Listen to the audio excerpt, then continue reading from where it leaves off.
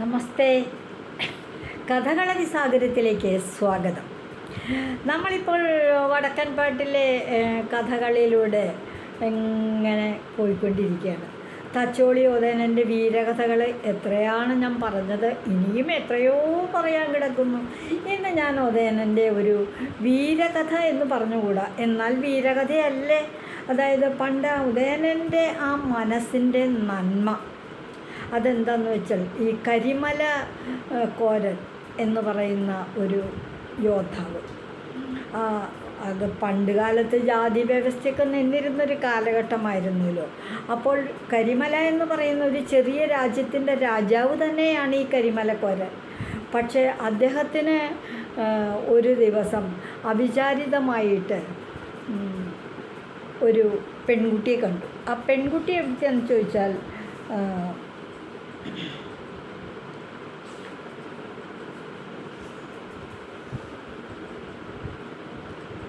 പൊന്മലക്കോട്ടവാണ കുഞ്ഞിക്കഞ്ഞി. പൊന്മലക്കോട്ടയിലെ അധികാരിയായിട്ടുള്ള, അതും ഒരു ചെറിയ രാജ്യം തന്നെയാണ്, ആ കോട്ടയിലെ റാണിയായിട്ടുള്ള കുഞ്ഞിക്കഞ്ഞി എന്ന ഒരു സ്ത്രീരത്നത്തെ കാണാനിടയായി. സൗന്ദര്യം കൊണ്ടും അറിവ് കൊണ്ടും പാണ്ഡിത്യം കൊണ്ടും കരിമലക്കോരന് അവളെ വിവാഹം ചെയ്യണമെന്നൊരാഗ്രഹം വന്നു. അതിൻ്റെ കഥയാണ്. ആ കരിമലക്കോരനും പൊന്മലക്കന്നിയുടെ ജീവിത സാഹചര്യം. പൊന്മലക്കന്നി എന്ന് പറയുന്നത് ഒരു ഉന്നത കുലജാതയാണ്. കരിമലക്കോരൻ ഒരു താഴ്ന്ന ജാതിക്കാരനുമാണ്. അന്നത്തെ സമൂഹത്തിൻ്റെ വ്യവസ്ഥിതി അനുസരിച്ച് അവർ തമ്മിൽ വിവാഹം നടക്കാൻ പാടില്ല. ആ ഒരു കാലഘട്ടത്തിലാണ് ഈ കഥ നടക്കുന്നതെന്ന് ഓർത്തുകൊണ്ട് വേണം നമ്മൾ ഈ കഥ കേൾക്കാൻ. ഒരു ദിവസം ഇങ്ങനെ കരിമലക്കോരനും 10-20 തീയന്മാരാണവർ. തീയന്മാരെന്ന് പറയുന്നത് വടക്കേ മലബാറിൽ നിലനിന്നിരുന്ന ജാതി വ്യവസ്ഥയുടെ ഒരു ഭാഗക്കാർ തന്നെയാണ്. ആ തീയന്മാർ ആ രാജ്യത്തെ കരിമലക്കോട്ടയിലെ കോരൻ 10-20 തീയന്മാരുമൊക്കെ ആയിട്ട് ഇങ്ങനെ പോയിക്കൊണ്ടിരിക്കുകയായിരുന്നു. പൊന്മലക്കോട്ട പടി താഴെ ഇറങ്ങി മറ്റൊരു സ്ഥലത്തേക്ക് പോവുകയാണ്. ആ പോകുന്ന വഴി എങ്ങനെയാണെന്ന് വിചാരിച്ചാൽ, കരിമലയിൽ നിന്നും പൊന്മലക്കോട്ടയുടെ പടിക്ക് കൂടിയാണ് പോയിക്കൊണ്ടിരിക്കുന്നത്. ആ പൊന്മലക്കോട്ടയുടെ പടിപ്പുരയിൽ ചെന്നപ്പോൾ അവിടെ ഇരുന്ന് ആ പൊന്മലക്കോട്ടയിലെ കുഞ്ഞിക്കഞ്ഞി പടിപ്പുരയിൽ ഒരു പലകയൊക്കെ ഇട്ട് ഇരുന്ന് അവിടെ രാമായണം വായിക്കുകയാണ്. ആ ഭാഗത്തെപ്പറ്റി പറയുന്നത്, ആ ശബ്ദം കുഞ്ഞിക്കന്നിയുടെ ശബ്ദം കേട്ടപ്പോൾ കോരനുണ്ടായ ഒരത്ഭുതം. അതായത് പ്രകൃതിയിൽ നമ്മൾ കേൾക്കുന്ന നല്ല ശബ്ദങ്ങൾ, ഏതുപോലെ 22ഓളം തീയരേ കേൾ. നിങ്ങൾ 10-22 പേരുണ്ട്, നിങ്ങളൊക്കെ ഇത് കേൾക്കുന്നില്ലേ എന്ന് ചോദിക്കുകയാണ്. ചോലപ്പനങ്കിളി കൂവും പോലെ. ചോലപ്പനങ്കിളി, പനയിൽ ഇരുന്നു കൊണ്ടൊരു കിളി തൻ്റെ ഇണയെ വിളിക്കുന്ന ശബ്ദമാണ് ചോലപ്പനങ്കിളി കൂവാന്ന് പറയുന്നത്. ചോലപ്പനങ്കിളി കൂവും പോലെ. പിന്നെയോ പനങ്കണ്ടൻ തത്ത പറയും പോലെ. മനുഷ്യരെ പോലെ തന്നെ വർത്തമാനം പറയാനൊക്കെ കഴിവുള്ളൊരു പക്ഷിയാണ് തത്ത. ആ പനങ്കണ്ടൻ തത്ത ഇങ്ങനെ തൻ്റെ ഇണയെ വിളിക്കുന്നത് പോലെയും, നാദാപുരം കുഴലൂതും പോലെ. നാദാപുരം എന്ന് പറഞ്ഞാൽ കോഴിക്കോടിനടുത്തുള്ള ഒരു സ്ഥലമാണ്. അവിടെ കുഴലൂത്തുകാർ വളരെ പ്രസിദ്ധരാണ്. ഇപ്പോഴും ഇല്ലേ, ചെണ്ടമേളങ്ങൾക്കും കുഴലൂതുകൾക്കും മദ്ദളം കൊട്ടുന്നതിനും ഒക്കെ പേര് കേട്ട ആൾക്കാരും അവരുടെ സ്ഥലങ്ങളും ഒക്കെ ഉണ്ടല്ലോ.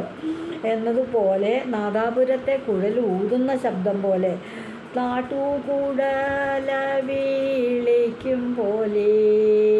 അത് നല്ലൊരു ശബ്ദമാണ്. നാട്ടുകുഴല എന്ന് പറയുന്നത് നാട്ടിൽ കുയിൽ പാട്ട് പാടുന്നതിൽ അതീവ ഹൃദ്യമായ ശബ്ദം, കുയിൽനാദം. അതുപോലെയൊക്കെയായിട്ട് എവിടെന്നോരീ ബന്ധൂരം കേൾക്കുന്നത്. നല്ല ഇമ്പമുള്ള ഈ ശബ്ദം ഇപ്പം എവിടുന്ന കേൾക്കണത് എന്ന് കോരൻ അന്വേഷിക്കുകയാണ്. അപ്പോൾ അത് അന്വേഷിച്ചിട്ട് കരിമലക്കോരൻ്റെ കൂടെയുള്ള കൂട്ടുകാരായിട്ടുള്ള ആ തീയന്മാർ പറയാണ്, കരിമല നാട് വാഴും കുഞ്ഞിക്കോര, നീ കരിമല നാട് വാഴുന്ന കുഞ്ഞിക്കോരനാണ് അവിടുത്തെ രാജാവാക്കിയാണ്. പൊന്മല കോട്ട വാണ കുഞ്ഞിക്കന്നി, പൊന്മല കോട്ട വാഴുന്ന കുഞ്ഞിക്കന്നി എന്നൊരു സ്ത്രീയുണ്ട്, സൗന്ദര്യവതിയായൊരു സ്ത്രീയുണ്ട്. രാമായണം കഥ പാടുന്നല്ലോ, രാമായണം കഥ പാടുന്നല്ലോ. അപ്പോൾ കുഞ്ഞിക്കന്നി രാമായണം വായിക്കണ ശബ്ദമാണ് ഈ കേൾക്കണേ. ഇതങ്ങോട്ട് കേട്ടപ്പോൾ ആളുടെ സൗന്ദര്യത്തെ കാണുന്നതിന് കണ്ടാൽ മനോഹരമായിരിക്കുന്ന ഈ ശബ്ദത്തിൻ്റെ ഉടമയെ ഞാൻ നേരത്തെ കണ്ടിട്ടുണ്ട്, വളരെ സുന്ദരിയായൊരു സ്ത്രീ. അപ്പോൾ ശബ്ദവും ഇത്ര മനോഹരമാണല്ലേ എന്ന് കുഞ്ഞിക്കോരന് തോന്നി. കുഞ്ഞിക്കോരൻ എന്ത് പറഞ്ഞു, നമ്മൾ 10-22 പേരില്ലേ, ഇത്രയും ദൂരായില്ലേ നടക്കണം, നമുക്ക് അവിടെ പോയി കുറച്ച് വെള്ളം മേടിച്ച് കുടിക്കാം എന്ന് കരുതി പൊന്മലക്കോട്ടയ്ക്ക് അങ്ങോട്ട് കയറിപ്പോയി. പടിയൊക്കെ കയറി പടിപ്പുരയും കടന്ന് പൊന്മലക്കോട്ടയിൽ ചെന്നു. പൊന്മലക്കോട്ടയിലേക്ക് ഇവർ കയറി വരികയെന്ന് കണ്ട വഴിക്ക് കുഞ്ഞിക്കന്നി എന്ത് ചെയ്തു, വേഗം വീട്ടിലേക്ക് പടിപ്പുരയിൽ നിന്ന് വീട്ടിലേക്ക് പോയി, കൊട്ടാരത്തിലേക്ക് ഓടിപ്പോയി. അവിടെ ചെന്ന് അകത്ത് കയറി. അത് കഴിഞ്ഞപ്പോൾ അമ്മയോട് പറഞ്ഞു, പെറ്റൊരമ്മേ, ഇതാ കുറേ പേര് തീയന്മാർ കരിമലക്കോട്ടയിലെ കോരനും ആൾക്കാരും ഒക്കെയാണെന്ന് തോന്നുന്നുണ്ട്, കുറേ പേര് ഇങ്ങോട്ട് കയറി വരുന്നുണ്ട്. അപ്പോൾ ഉടൻ തന്നെ അമ്മ ഉമ്മറത്തേക്ക് വന്നിട്ട് ചോദിച്ചു, കരിമല നാട് വാഴും കുഞ്ഞിക്കോര. എനിക്ക് തന്നെ മനസ്സിലായി, നീ കരിമല നാട് വാഴുന്ന കുഞ്ഞിക്കോരനല്ലേ, എന്തായി വന്നതു നീയേ കോര, നീ ഇപ്പം എൻ്റെ ഇവിടേക്ക് വന്നത് എന്ന് ചോദിച്ചു. അപ്പോൾ ഉടൻ തന്നെ കോരൻ വന്നു, ദാഹിച്ച വെള്ളം കുടിക്കണ്ടിട്ട്, എനിക്ക് വെള്ളം ദാഹിക്കണം, കുറച്ച് വെള്ളം കുടിക്കാൻ വേണ്ടിയിട്ടാണ് ഞാൻ വന്നത്. അതിന് വേണ്ടിയിട്ട് പൊന്മലക്കോട്ടയിൽ കയറിയതാണ്, വെള്ളം ദാഹവെള്ളം കുടിക്കാൻ വേണ്ടിയാണ് കോട്ടയിൽ കയറിയത്. ഉടൻ തന്നെ ഈ പൊന്മല വാഴുന്ന പെറ്റോരമ്മ, കുഞ്ഞിക്കന്നിയുടെ അമ്മ, അകത്ത് പോയി കാച്ചി വച്ചേക്കണ പാല് പാട മാറ്റി ചൂടാറ്റി പഞ്ചസാര മേമ്പൊടിയിട്ട് കോരന് കൊണ്ടുകൊടുത്തു. അപ്പോൾ കുഞ്ഞിക്കന്നി ചോദിച്ചു, അമ്മ ഇതെന്തത് തീയന്മാർക്ക് പാല് കൊടുക്കുകയാണെന്ന്. അപ്പോൾ പറഞ്ഞു, അത് വെറുതെ ഇവിടെ വന്നത് ഈ പൊന്മലക്കോട്ട വാഴുന്ന കുഞ്ഞിക്കന്നി, നീ ഒന്ന് മനസ്സിലാക്കണം, അതായത് കോരനൊരു തീയനാണെങ്കിലും കോരനൊരു തീയൻ തന്നെയൊക്കെയാണ്, പക്ഷേ കരിമല നാട് വാഴും കോരനാണേ, കരിമല നാട് വാഴുന്ന രാജാവാണ് കോരൻ. അതുകൊണ്ടൊരു രാജാവിനെ ബഹുമാനിക്കണ പോലെ നമ്മൾ മാനിക്കേണ്ടതുണ്ട്. അതായത് ആതിഥ്യ മര്യാദ ഉള്ളവരാണ് പൊന്മലക്കോട്ടക്കാർ എന്ന് പറഞ്ഞ് പാല് കൊടുത്തു. പാല് കുടിച്ചു. മാത്രമല്ല പടിപ്പുരയിൽ വന്നിട്ട് ഇരിക്കാനായിട്ട് പടിപ്പുരയിൽ പൂന്തരിയ കൊണ്ടുവച്ചു, വെറ്റില അടയ്ക്ക കൊണ്ടുവച്ചു.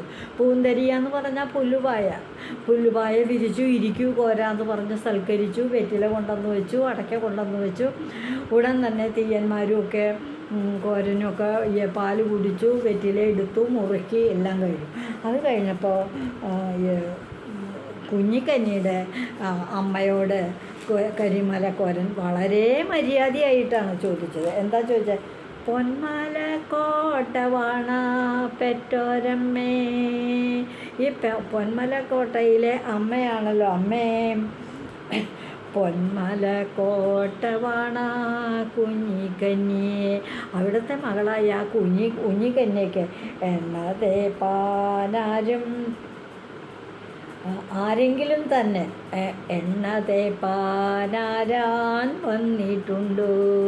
അതായത് പണ്ട് കാലത്തെ വിവാഹാലോചനയ്ക്ക് വരിക എങ്ങനെയാണെന്ന് വെച്ചാൽ തേക്കാനുള്ള എണ്ണ കൊടുക്കുക, ഉടുക്കാനുള്ള മുണ്ട് കൊടുക്കുക, അങ്ങനെയൊക്കെയാണ് വിവാഹം ഉറപ്പിക്കുക. അപ്പോൾ കോരൻ ഈ കുഞ്ഞിക്കന്യെ കണ്ടു രാമായണം പാടുന്നതും ഒക്കെ കേട്ട് കഴിഞ്ഞപ്പോൾ ചോദിച്ചു, ഈ പൊന്മലക്കോട്ട വാഴുന്ന കുഞ്ഞിക്കന്നിക്ക് ആരെങ്കിലും എണ്ണ തേപ്പാൻ കൊടുത്തിട്ടുണ്ടോ? പുടവ കൊടുക്കാമെന്ന് കൊടുത്ത് പറഞ്ഞിട്ടുണ്ടോ? ഊഴം വരാമെന്ന് ഏറ്റിട്ടുണ്ടോ? ഊഴം വരാമെന്ന് വെച്ചാൽ വിവാഹബന്ധത്തിന്, പണ്ട് കാലത്തൊക്കെ പറയാം സംബന്ധത്തിന്. ഭാര്യയുടെ വീട്ടിലാണ്, വധുവിൻ്റെ വീട്ടിൽ വരൻ ചെന്ന് ആണ് വിവാഹ ജീവിതം ആരംഭിക്കുക. അതിനാണ് സംബന്ധം എന്ന് പറയുന്നത്. ഊഴം പറയുക എന്നാണ് ഇതിൽ പറയുന്നത്. വടക്കൻ പാട്ടുകളിലൊക്കെ പറയുക ഊഴം പറഞ്ഞിട്ടുണ്ടോ എന്ന് ചോദിച്ചാൽ കല്യാണം കഴിഞ്ഞിട്ടുണ്ടോ എന്നാണ് അർത്ഥം. ഊഴം പറഞ്ഞാരാൻ വന്നിട്ടുണ്ടോ? ആരെങ്കിലും പൊന്മലക്കഞ്ഞി കുഞ്ഞിക്കഞ്ഞിയെ ഊഴം പറഞ്ഞിട്ട് വന്നിട്ടുണ്ടോ എന്ന് ചോദിച്ചു. അപ്പോൾ പേറ്റോരമ്മ പറഞ്ഞു, ഊഴം പറഞ്ഞു വന്നിട്ടുണ്ടോ എന്ന് ചോദിച്ചാൽ കരിമല നാട് വാഴും കുഞ്ഞിക്കോര. എത്ര ബഹുമാനത്തോടെയാണ് അമ്മ പറയുന്നത്. ഏഴളത്തൂഴം പറഞ്ഞു വന്നു, 6-7 ദിക്കിന്ന് ഊഴം പറഞ്ഞു വന്നു, ആലോചനയൊക്കെ വന്നു. 7 മധൂഴം മടക്കി ഞാനേ, പക്ഷെ എനിക്കൊന്നും ഇഷ്ടമായില്ല. അതുകൊണ്ട് ഞാൻ ആ ഊഴം അങ്ങോട്ട് മടക്കി. എന്ന് വെച്ചാൽ വിവാഹാലോചന ഒന്നും ശരിയായിട്ടില്ല. അപ്പോൾ ഉടൻ തന്നെ ഈ കോരൻ എന്ത് പറഞ്ഞു? പൊന്മലക്കോട്ടവണ പെറ്റോരമ്മേ, എണ്ണ തേപ്പാൻ ഞാനോ കൊടുത്തോളാലോ. ഇവിടുത്തെ കുഞ്ഞിക്കന്നിക്ക് എണ്ണ തേപ്പാൻ ഞാൻ കൊടുത്തോളാം. ഊഴം പറഞ്ഞു ഞാൻ വന്നോളാലോ. ഊഴം പറഞ്ഞ് ഞാൻ വരാം, എന്ന് വെച്ചാൽ അവളെ വിവാഹം ചെയ്യാനായിട്ട് ഞാൻ വരാം. ഇത് വാസ്തവത്തിൽ കോരൻ്റെ ഒരു ധിക്കാരമാണ്. താഴ്ന്ന ജാതിയിലുള്ള തീയനായ കോരൻ പൊന്മലക്കന്നിയെ വിവാഹം കഴിക്കാമെന്ന് പറയണത് അന്നത്തെ കാലത്ത് തീരെ സമൂഹത്തിന് സഹിക്കാൻ പറ്റാത്ത ഒരു കാര്യം. ഉടൻ തന്നെ ഈ അമ്മയുടെ മട്ട് മാറും. എതിർക്കാനും പറ്റില്ലല്ലോ, കാരണം അത്രയ്ക്ക് ധീരനും വീരനും ഒക്കെയാണ്. ഒരു അടുത്ത വ്യാഴാഴ്ച ഞാൻ ഊഴം പറഞ്ഞു വരും എന്ന് പറഞ്ഞ് കുഞ്ഞിക്കോരൻ തിരിച്ചു പോവുകയും ചെയ്തു. വേറെ ഒരു ഉപദ്രവം ഉണ്ടായില്ല. പക്ഷേ അമ്മയ്ക്കും മകൾക്കും വിഷമായി. കോരനോട് എതിർക്കാനുള്ള ശക്തിയില്ല. എന്നിട്ട് അവർക്ക് തോന്നുന്നത് 7 വയസ്സുള്ളവരാണുണ്ടെങ്കിൽ, 7 വയസ്സുള്ള ഒരു ആൺകുട്ടി ഈ വീട്ടിലില്ലല്ലോ, ആണും തൂണുമില്ലാത്ത വീടായി പോയില്ലേ ഇവിടെ. ആണുങ്ങളൊക്കെ പയറ്റിന് പോയിട്ട് അംഗം വെട്ടി എല്ലാവരും മരിച്ചുപോയി. പെണ്ണുങ്ങളെ സംരക്ഷിക്കാൻ ആണുങ്ങളില്ലാത്തൊരു ഭവനമാണ് ഈ പൊന്മലക്കോട്ട. അതുകൊണ്ടാണ് കുഞ്ഞിപ്പന്നിക്ക് ഊഴം വരാമെന്നൊരു തീയൻ വന്ന് പറയുന്നത്, ധിക്കാരായി പറഞ്ഞത് എന്നാണ് അന്നത്തെ വിധി, അന്ന് കാലത്തെ ഒരു തീരുമാനം. ഉടൻ തന്നെ ആകെ വിഷമിച്ചിരിക്കുക. അപ്പോൾ അതുവഴിയൊക്കെ ഈ ചേല വിറ്റ്, അതായത് ചേലയും ആഭരണങ്ങളും ഒക്കെ വീടാന്തരം കയറി നടന്ന് പാലക്കാട്ട് നിന്ന് ഒരു കൂട്ടം കച്ചവടക്കാർ കയറി പോവാറുണ്ട്. അപ്പോൾ അവർ പാലക്കാട്ട് ഈ പൊന്മല മഠത്തിൽ വന്ന് ഭക്ഷണം കഴിക്കാറുണ്ട്, വിശ്രമിക്കാറുണ്ട്. അവർക്ക് വേണമെങ്കിൽ വസ്ത്രവും ആഭരണങ്ങളൊക്കെ കൊടുക്കാറുണ്ട്. അങ്ങനെയുള്ളവർ വന്ന് വീട്ടിൽ കയറി വന്നിട്ട് അമ്മയും മകളെയും മാറി വിളിച്ചപ്പോൾ അവർ പുറത്തേക്ക് വന്നു തന്നെ ഇല്ല. ഇവിടെ ഒന്നും വേണ്ട എന്ന് പറയാം. അപ്പോൾ ഈ കച്ചവടക്കാർ ചോദിച്ചു, പട്ടന്മാർ ചോദിച്ചു, എന്താ നിങ്ങളെല്ലാവരും ഇങ്ങനെ വിഷമിച്ച് അകത്ത് തന്നെ ഇരിക്കണം, ആരും പുറത്തേക്ക് വരണില്ലല്ലോ, എന്ത് പറ്റി നിങ്ങൾക്ക് എന്ന് ചോദിച്ചു. അപ്പോൾ കന്നിയുടെ അമ്മ പൊന്മല അമ്മ വന്നിട്ട് പറഞ്ഞു, ഇങ്ങനെ ഒരു കാര്യമുണ്ടായി, കരിമല വാഴുന്ന കോരൻ ഊഴം വരാമെന്ന് പറഞ്ഞു പോയേക്കുക. നമുക്ക് സാധിക്കുന്ന കാര്യമാണോ? ആരുമില്ലല്ലോ ഞങ്ങളെ രക്ഷിക്കാൻ എന്നൊക്കെ പറഞ്ഞു. അപ്പോൾ ഉടൻ തന്നെ അയ്യോ കഷ്ടമായി പോയല്ലോ, ആണുങ്ങളില്ലാത്ത വീടായി പോയത് കൊണ്ടല്ലേ കോരൻ ഇത്ര ധിക്കാരം കാണിച്ചത്. എന്തൊരു ധിക്കാരം അവൻ കാണിച്ചത്. ഇവിടെ ആണുങ്ങളാരെങ്കിലും ഉണ്ടെങ്കിൽ, അപ്പോൾ ഈ അമ്മയും പറഞ്ഞു 7 വയസ്സായ ഒരു ആൺകുട്ടി ഉണ്ടെങ്കിൽ അവൻ നോക്കിയതിനെ കാര്യം, കോരനെയൊക്കെ വെട്ടി വീഴ്ത്തേനെ. അത്രയ്ക്ക് ശൂരന്മാരാ ഈ കുടുംബത്തിലെ ആൺകുട്ടികൾ. പക്ഷെ ആരും ഇല്ലാതെ പോയല്ലോ എന്നിങ്ങനെ പറഞ്ഞു. പട്ടന്മാരിങ്ങനെ വഴിനീളെ ഇത് പറഞ്ഞുകൊണ്ട് കിടക്കുക. അപ്പോൾ ആ സമയത്താണ് ഈ തച്ചോളി മാണിക്കോത്ത് മേപ്പയിൽ തറവാടിൻ്റെ പടിക്ക് കൂടി പോവുക. അപ്പോൾ തച്ചോളിയോ തന്നെ അവിടെ ഇങ്ങനെ പടിപ്പുരയിൽ ഇരുന്നു കൊണ്ട് എന്തോ മനോരാജ്യം കണ്ടുകൊണ്ടിരിക്കുമ്പോൾ ഈ വഴിനീളെ പറഞ്ഞു പോകുന്ന പട്ടന്മാരുടെ വർത്തമാനം ഒന്ന് ശ്രദ്ധിച്ചപ്പോൾ അവർ പറയണ ഇതാണ്, ഇതാ പൊന്മരിക്കോട്ടയിലെ കുഞ്ഞിക്കന്നിക്കുണ്ട് കരിമല വാഴുന്ന കോരൻ ഊഴം വരാമെന്ന് പറഞ്ഞേക്കുന്നു. അവരെ രക്ഷിക്കാൻ ആരുമില്ലാതെ കണ്ടുപോയില്ലോ പാപം. ആ അമ്മ കരയുക. 7 വയസ്സുള്ള ഒരു ആൺകുട്ടി ഉണ്ടെങ്കിൽ തീർച്ചയായിട്ടും തടയട്ടേനെ, കോരനെ എതിർത്തേനെ. ഇതാരും ഇല്ലാതെ പോയല്ലോ, അമ്മയും മകളും വിഷമിക്കുക അങ്ങനെ പറഞ്ഞുകൊണ്ടാണ് പോണേന്ന്. ഉടൻ തന്നെ ഉദയനൻ എന്ത് ചെയ്തു, കൂട്ടുകാരനെ വിളിച്ചു. കൂട്ടുകാരനെ അറിയാലോ നമുക്ക്, കണ്ടാശ്ശേരി ചാപ്പൻ എല്ലാത്തിനും കൂട്ടല്ലേ. കണ്ടാശ്ശേരി ചാപ്പനെ വിളിച്ചു. ചാപ്പ നമുക്കൊന്ന് പോകണം, കരിമല വരെ ഒന്ന് പോകണം, കരിമല കോരനെ ഒന്ന് കാണാനുണ്ട്, എന്താ അത് കാര്യം. അപ്പോൾ ഈ കാര്യമൊക്കെ പറഞ്ഞു. അതുകൊണ്ട് കരിമലക്കോരനെ നമുക്ക് ഏതെങ്കിലും വിധത്തിലൊന്നും ഒതുക്കാണ്ട് പറ്റില്ല എന്ന്. അയ്യോ അതിപ്പോൾ എങ്ങനെയാണെന്നുണ്ടോ, ഒരു കാര്യം ചെയ്യാം, ഞാനും കരിമലക്കോരനും ഒക്കെ അറിയണതാണ്, ഞങ്ങൾ കൂട്ടുകാരായിരുന്നു പണ്ട്. പക്ഷേ ഇത്രയ്ക്ക് ധിക്കാരിയായി അവനെ ഇനി വച്ചേക്കാൻ പാടില്ല. അതുകൊണ്ട് ഞാനൊരു ഓല എഴുതി തരാം, എനിക്ക് അവൻ്റെ കൂടെ കുളിക്കാനും ഊണ് കഴിക്കാനും ഒരുമിച്ചിരുന്ന് ഉണ്ണാനും ഒക്കെ പണ്ടത്തെ പോലെ സുഹൃത്തായിട്ട് കൂടാനായിട്ട് മോഹമുണ്ടെന്ന് പറഞ്ഞ് ഒരു ഓല എഴുതി തരാം. അപ്പോൾ അവൻ വരികയാണെങ്കിൽ അപ്പോൾ അവിടെ വെച്ച് നമുക്ക് ആലോചിക്കാം എന്ത് വേണമെന്ന് എന്ന് പറഞ്ഞ് ചാപ്പനെ ഏർപ്പാടാക്കി. എന്നിട്ട് എന്ത് ചെയ്തെന്ന്, അങ്ങനെ പറഞ്ഞ് തച്ചോളി മാണിക്കത്തോ ഉദയനക്കുറുപ്പ്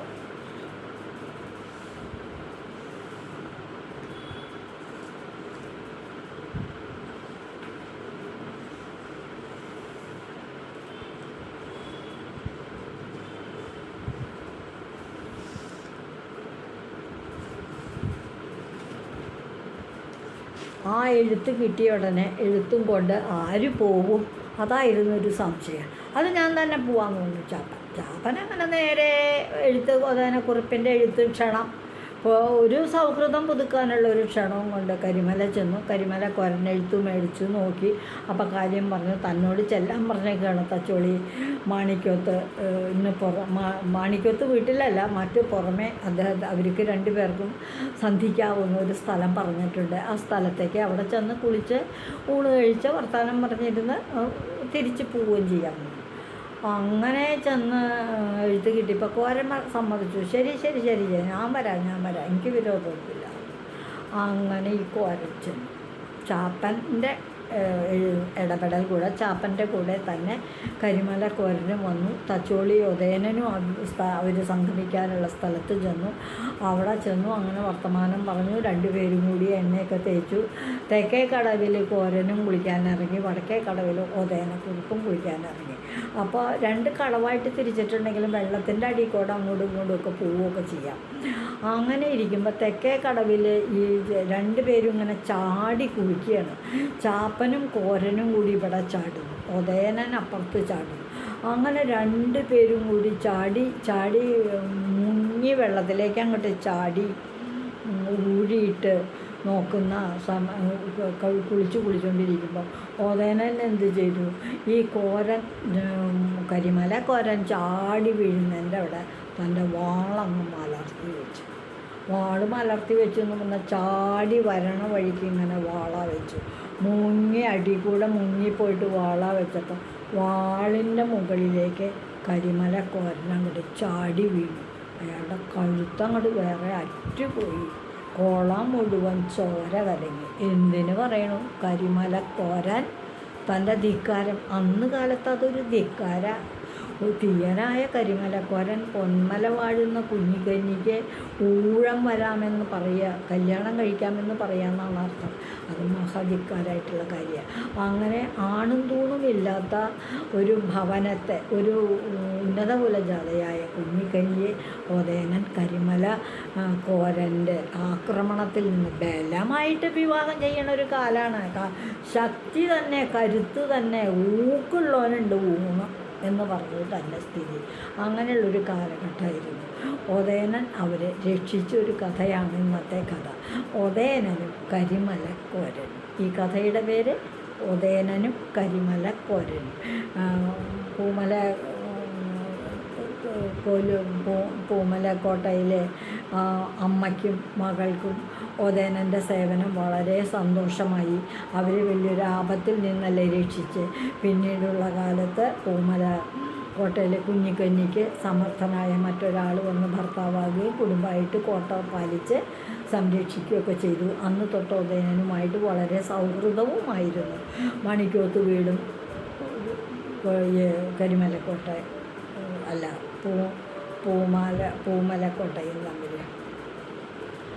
ഈ കഥ ഉദയനൻ്റെ ജീവിതത്തിൽ സാധുക്കളായ സ്ത്രീകളെ സമ്മതം കൂടാതെ വിവാഹം ചെയ്യുന്നതിന് എതിരായി നിൽക്കുന്ന ഒരു സ്വഭാവത്തെയാണ് കാണിക്കുന്നത്. സ്ത്രീകൾക്ക് നൽകുന്ന ഒരു സ്വാതന്ത്ര്യം, അദ്ദേഹം സ്ത്രീകളുടെ ഇഷ്ടങ്ങൾക്ക്, സ്ത്രീകളുടെ സമ്മതത്തോടു കൂടി മാത്രമേ വിവാഹം ചെയ്യാവൂ എന്ന നിർബന്ധ ബുദ്ധിയുള്ള ആളാണ്. സ്ത്രീകളെ വളരെ ബഹുമാനിക്കുന്ന ആളാണ് എന്നാണ് ഈ കഥയിലൂടെ തെളിയുന്നത്. ഈ കഥ ഇവിടെ തീരുകയാണ്. ഇതുവഴി വന്നാലും ഇത്തിരി നേരമിരുന്നാലും കഥകൾ കേട്ടാലും കളിയായി പറയും കഥയാണേ, കാര്യം പറയും കഥയാണേ. ഒതേനക്കുറുപ്പിൻ്റെ കഥകൾ ഇനിയും പറയാനുണ്ട്. ഞാൻ അടുത്ത ദിവസം മറ്റൊരു കഥയുമായിട്ട് വരാം. അദ്ദേഹം സമൂഹത്തിൽ ഒരുപാട് അന്ധവിശ്വാസങ്ങളെയും അനാചാരങ്ങളെയും ഒക്കെ തുടച്ചു മാറ്റാൻ സത്യത്തിനും നീതിക്കും വേണ്ടി മാത്രം നിലകൊണ്ട ഒരാളാണ് ഒതേനക്കുറുപ്പ്. എല്ലാവർക്കും ഈ കഥ കേൾക്കൂ. വടക്കൻ പാട്ടുകളിലെ വീരനായകനായ തച്ചോളി ഒതേനക്കുറുപ്പിനെ കൂടുതൽ അറിയാൻ ശ്രമിക്കൂ. എല്ലാവർക്കും നന്ദി.